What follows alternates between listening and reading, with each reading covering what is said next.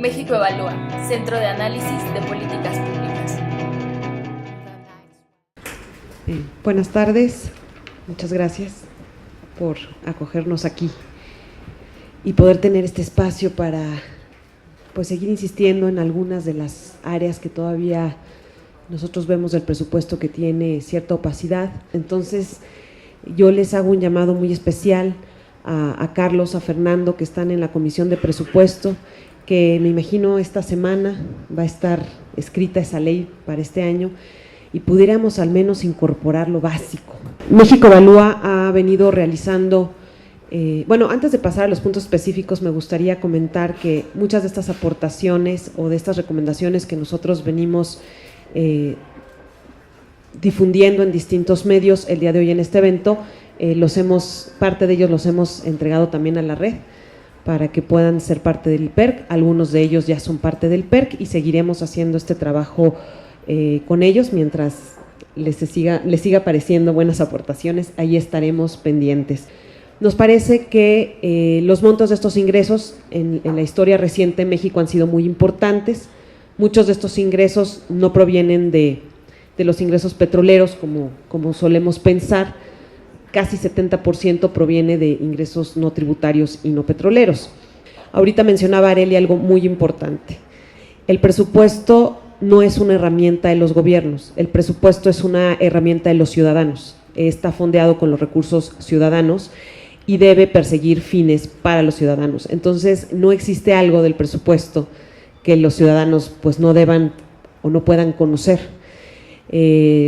Normativamente hablando, la Cámara de Diputados tiene la facultad de aprobar ese presupuesto, se aprueba en el sentido de un mandato de ley, en donde el Poder Ejecutivo lo ejecuta. Entonces, todas las decisiones que toma el Poder Ejecutivo de asignar recursos, deben ser siempre reportadas a la Cámara de Diputados y debe siempre de promoverse la máxima transparencia y rendición de cuentas de esas decisiones que se tomaron en el ejercicio. Nos parece que el artículo 19 ni ningún otro artículo de la Ley Federal de Presupuesto y Responsabilidad Hacendaria realmente contiene los requisitos para que este gasto sea completamente transparente o más transparente para entender el contexto de estas decisiones. Mientras no tengamos esa clasificación de gasto, nada más tendremos ahí unos montos de dinero de ingresos excedentes.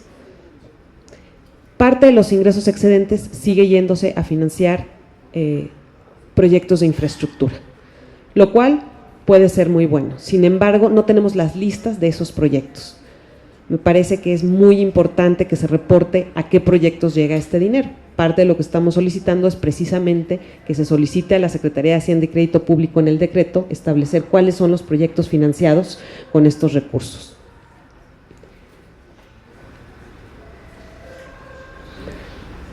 Otro de los aspectos que nos parece importante remarcar en cuanto a ingresos excedentes se refiere a que en la cuenta pública, cuando se informa sobre el total gastado en este, digamos, del presupuesto federal, no se separa o no se reporta por separado lo que se asignó en función del decreto y lo que se asignó en el ejercicio. De acuerdo con la Organización para la Cooperación y el Desarrollo Económico, OCDE, que escribe buenas prácticas en la materia, establece que toda modificación o asignación importante del presupuesto que se dé fuera de la discusión legislativa tienen que reportarse por separado, es decir, es un reporte separado de presupuesto. Entonces, lo que nosotros vemos ahora es una cuenta pública que nada más nos dice cuánto se gastó en total, sin separar bien las asignaciones que hubieron durante el ejercicio por parte del gobierno federal. Entonces, ese es otro aspecto a cubrir. Finalmente, existen otras bolsas discrecionales de recursos que se asignan a lo largo del ejercicio y estas tienen que ver con los presupuestos que se aprueban aquí en la Cámara de Diputados y que se están aprobando con montos de dinero que históricamente no se han ejercido por esos ejecutores de gasto. Y tal es el ejemplo del ramo 25. Este ramo, históricamente, la Cámara de Diputados le aprueba un presupuesto que no va a gastar, que ya lo sabemos por la historia del propio ramo. ¿Qué pasa con ese dinero que no se gasta durante el ejercicio? Pues es reasignado también por los ejecutores de gasto. Y en los informes trimestrales no queda claro exactamente a dónde se asignó este dinero, para darnos una idea de la magnitud del dinero. Me parece que tiene que haber una mejor rendición de cuentas sobre esas reasignaciones en el ejercicio. Además, bueno, hemos notado que existen virajes, de alguna manera les llamamos extravagantes en el presupuesto de algunos programas presupuestarios. Entre 2010 y 2013 observamos un programa presupuestario que realmente merece este espacio para ser mencionado por los aumentos tan considerables que recibió durante el ejercicio y sin que quedaran claras sus asignaciones. Es el programa Subsidios para Centros de Educación, el cual acumuló 83,241 millones de pesos extras en estos años, sin quedar claro cuáles fueron las razones y las motivaciones y los resultados de estos cambios.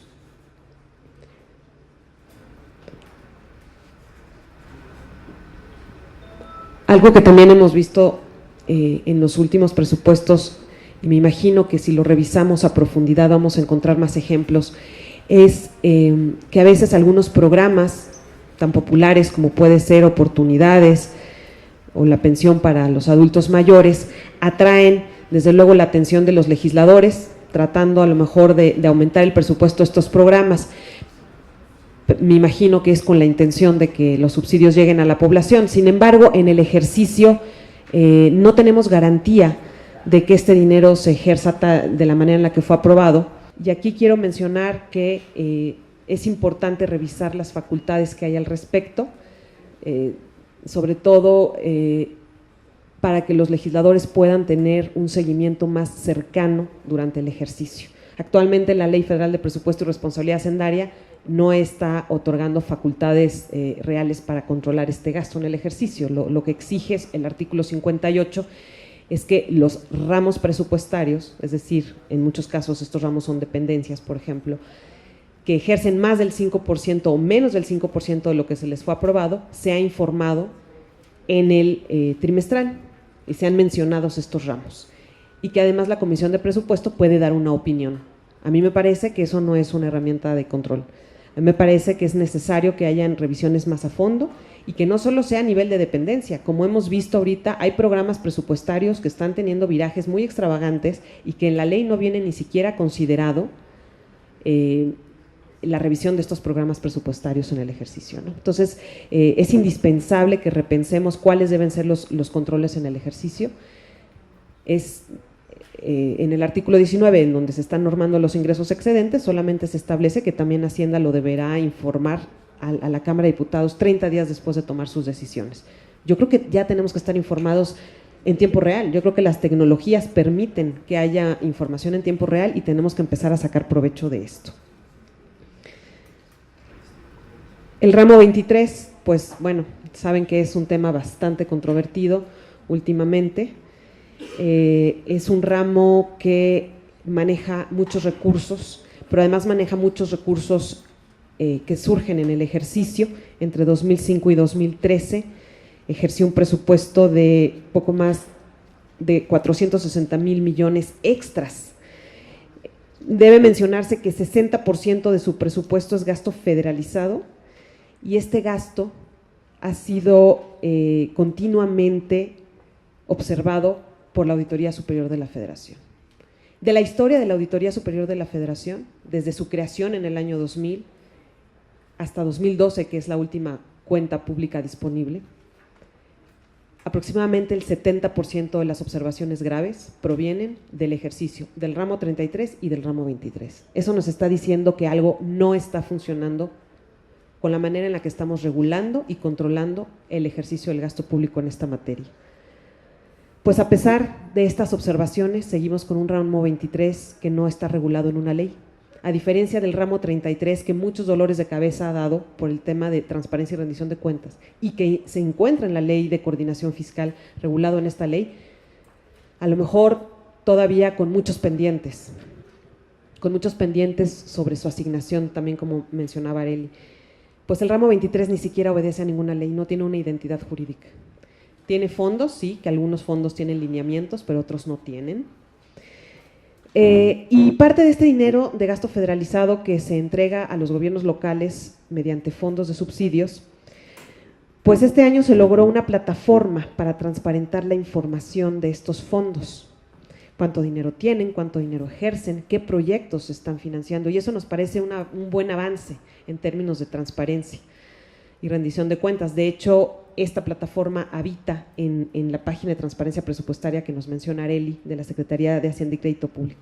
Sin embargo, la plataforma no abarca toda la totalidad de los fondos de subsidios, solo se presenta una parte. Deja fondos muy cuantiosos fuera de la transparencia, y es el caso de programas regionales, un fondo de subsidios que ha elevado su presupuesto de manera exorbitante durante los últimos ejercicios. Nada más en 2013 pasó de un poco más de 2.500 millones de pesos a más de 30.000 millones de pesos, y no tiene lineamientos y nunca ha sido evaluado y no está en la plataforma de transparencia presupuestaria, en parte porque esta plataforma no es una obligación de ley. Aquí, para que pasen las cosas, tienen que estar escritas en la ley, y por eso es que estamos aquí, porque la buena voluntad no surge, como se dice, de agrapa, ¿no? Entonces, necesitamos que los legisladores escriban en ese decreto que esta plataforma deberá reflejar todos los fondos de subsidios del ramo 23 y que deberá ser una obligación. ¿Qué va a pasar cuando cambie el secretario de Hacienda? Posiblemente muera esta plataforma y estos esfuerzos de transparencia presupuestaria. Muy brevemente repaso lo más importante para no seguir tomando tiempo sobre el tema de gasto en infraestructura. Nos parece muy importante comentar que hemos tenido verdaderas historias de horror en los proyectos de inversión en infraestructura. Por mencionar algunos, la Estela de Luz como ejemplo de un elefante blanco, la carretera Durango-Mazatlán, un ejemplo de un proyecto en donde hubo hallazgos de la Auditoría Superior de la Federación que en una muestra considerable del presupuesto de este proyecto había sobrecostos. Y no se diga la línea 12 del metro, una línea que se construyó sin un proyecto ejecutivo.